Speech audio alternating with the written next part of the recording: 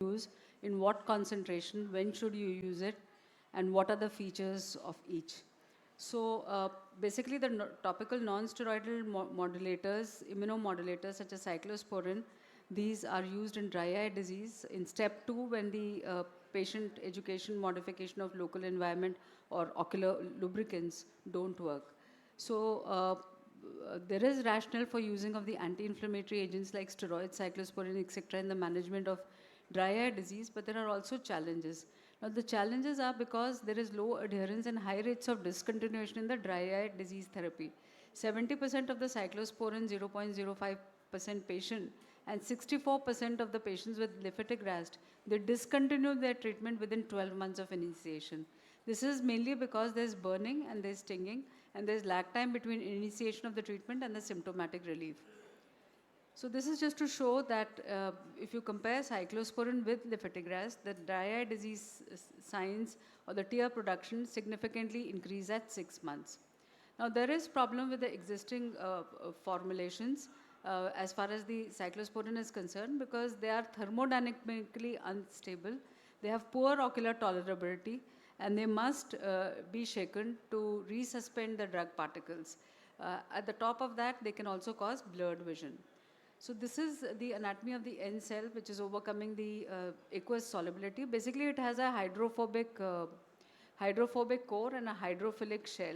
And the protective hydrophilic shell allows for transport through the tear film into the ocular surface when the secured hydrophobic core begins to act.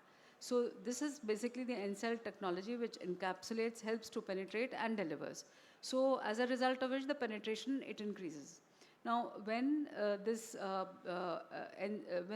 cyclosporin emulsion 0.05% was compared with this cyclosporin, which is made with the N cell technology, it was found that the nanomicellar cyclosporin had better concentrations both in the conjunctiva and the cornea as compared to the one which is commercially available as suspension.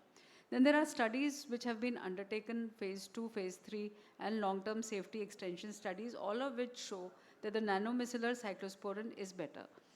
Just to briefly highlight these studies, one of them when it compared cyclosporin, this OTX101 is the one which is the nanomicellar one versus the vehicle and versus the cyclosporin 0.05%. When they were compared, it was seen that the results in this nanomicellar cyclosporin or CEQA are as fast as 2 weeks. And so there's improvement in total corneal staining after 14 days. If you take the other brands of the cyclosporin, it takes a while to get the symptomatic relief, and that takes a minimum period of 6 weeks. Now, this is yet another study of 744 patients which compared the nanomicellar cyclosporin or the CEQA with the vehicle, and the treatment lasted for 12 weeks. Again, the total corneal staining which was seen at 1 month was significantly better with CEQA as compared to with vehicle. And patients also reported reduction in the symptom severity with the nanomicellar cyclosporin and also improved the global symptom score. As far as the visual acuities were concerned, even they were found to be better with CEQA than with the vehicle, which is expected because they would improve the corneal staining and the surface would become more optimal. Now, this is just to show that at 3 months, 65% of the central corneas were completely clear, and at baseline, 38% were taking nanomicellar cyclosporin 0.09% had complete clearing versus 37% with the vehicle. Now, this is the real world treatment patterns in patients with dry eye disease because in other countries, this is given by the insurance. In our countries, it is not. So they actually saw the data of the health insurance and they found that the nanomicellar cyclosporin ophthalmic solution lasted for a longer period of time because those patients were taking their bottles or were taking the drug from the insurance, through the insurance, whereas the other cyclosporin, that means the 0.05%, and both levetiracetam, there was a dropout much earlier as compared to the nanomicellar cyclosporin or CEQA. It was also very comfortable to most patients at the start. Now, if you see the normal cyclosporin, 17% of the patients would complain of stinging, which is not so here. And there are no reported taste alterations. This has basically been done because with levetiracetam you do get taste alterations, but this does not happen here. And there is incidence of blurred vision or mild stinging, which may be there in less than 1% patients. Now, this is for the long-term safety evaluation of 0.09% cyclosporine. And again, in this, in long-term follow-up also, when it was compared with the vehicle, there were no side effects, and it was well tolerated during a 1-year long-term safety phase. With any brand of cyclosporine, this remains an issue as to how long can you give them. Now, this is a study which was done where the change in the tear production was studied, treatment with CEQA or restasis. And CEQA twice daily significantly improved the tear production versus restasis twice daily on days 45 and day 60. Concomitant use of artificial tears is also useful with it, and it does not in any way jeopardize the relief of the symptoms or the objective parameters which were studied. And co-treatment with topical steroids, which may be required in some cases, especially when it gets very severe, to break that vicious cycle, is also found to give good results and optimal results. And when the cyclosporine does take over, then the topical steroids can be tapered off after that vicious cycle of dry eye disease and inflammation is broken.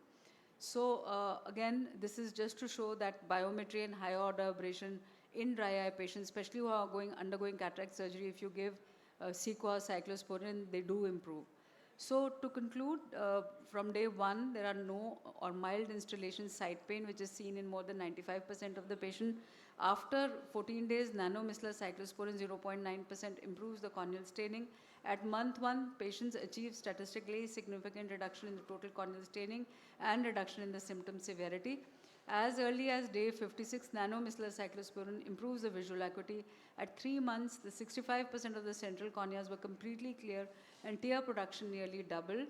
And after nearly a year, more patients are still using nanomicellar cyclosporine as compared to the other formulations and other drugs. Most common adverse event is the installation side pain and the conjunctival hyperemia, which is really mild and really not too much. So currently we are doing a randomized control study where we are comparing restasis patients with CEQA patients in dry eye disease. And no financial interest of, interest of conflict, but we are going to come out with the results soon. So thank you very much for your kind attention. Thank you, Dr. Namrata, for that lucid talk. We can... It is freely available, sir. Yeah. Freely available. It is, I feel it is, I shouldn't say more effective, but the duration of action is much faster. 2 weeks as opposed to 6 weeks, which other cyclosporine formulations do. So that way it is more effective. Also, the penetration is much more because of the unique N-cell technology that it encompasses. So the bioavailability is much more, and it is tolerated well by the patients, and the stinging sensation is much less. This Sun Pharma is making it, sir. Sun Pharma. Quickly, we can take one question for... Sorry? CEQA.